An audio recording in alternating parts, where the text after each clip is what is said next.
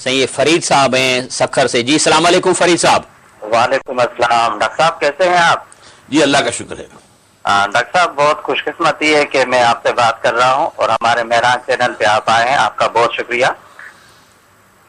Doctor صاحب سوال کچھ یوں ہے میرا کہ ہمارا ملک اسلامی فلاحی ریاست ہے اور ہمارا حکمران بھی قرآن اور سنت کا ہونا چاہیے جو اس پہ خود کاربند ہو. سوال میرا یہ ہے کہ ہم مسلمان جب ووٹ دیتے ہیں تو جب ووٹ ہم ایک ایسے آدمی کو دیتے ہیں جو قرآن اور سنت کے مطابق زندگی بسر نہیں کرتا تو اس کی سزا کیا ہے اسلام میں؟ کیونکہ ہم نے اس کو منتخب کیا, ہمیں پتا بھی ہے کہ وہ قرآن اور سنت پہ عمل پیرا نہیں ہے. ایک تو میرا سوال یہ ہے کہ ان ووٹرز کا کیا اسلام میں ان کے لیے کیا حکم ہے, کیا سزا ہے؟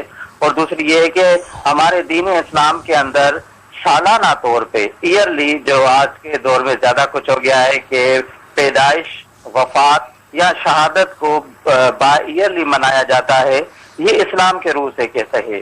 کیا یہ صحیح ہے یا غلط ہے؟ دیکھیے سب سے پہلی بات جو آپ نے فرمائی تھی وہ غلط تھی کہ ہماری ایک ریاست اسلامی فلاحی ریاست ہے جو کہ نہیں.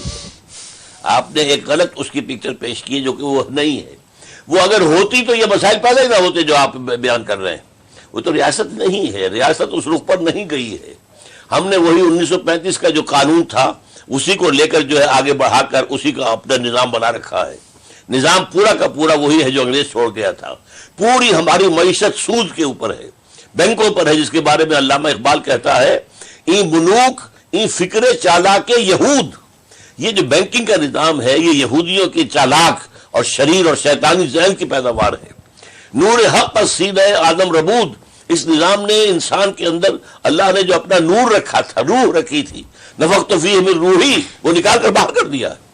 تو یہ نظام ہمارا خراب ہے. البتہ یہ بات صحیح ہے آپ کی کہ اگر کوئی ووٹ دینے کا کسی کو موقع ملتا ہے اور وہ دیانت ووٹ میں تو مجرم ہے, بددیانتی کا مجرم ہے, اللہ کے ہاں سزا پائے گا.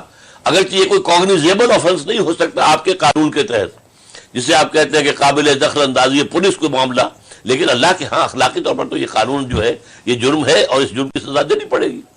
تو اس حوالے سے لیکن یہ کہ اصل میں تو نظام کے بارے میں فیصلہ کرنے کے لیے ہمیں ایک انقلابی تحریک اور اس کے لیے انقلابی قربانیاں دینی ہوگی جس کے لیے ہم خود تیار نہیں ہوتے.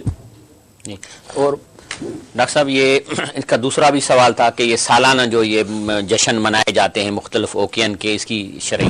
دیکھیے یہ یوم وفات اور یوم ولادت منانا اسلام میں اس کا کہیں کوئی ذکر نہیں ہے. اور حضور کا بھی جو ہے وہ بھی اگر سب سے بڑھ کر محبت تو صحابہ کرام کو تھی نا حضور کے ساتھ صلی اللہ علیہ وسلم, انہوں نے تو کبھی یہ جشن نہیں منائے. یہ ہم نے در حقیقت دوسروں کی نقالی کی ہے. عیسائی چونکہ حضرت عیسیٰ علیہ السلام کا وہ بڑا دن مناتے ہیں اور جو اسی طریقے سے اور دوسری قوموں کے اندر ہے, تو ہم نے بھی ان کے دیکھا دیکھی جو ہے یہ چیزیں ایجاد کر لی ہیں, ورنہ ان کا کوئی تعلق نہیں ہے, دین سے کوئی تعلق نہیں ہے. جی.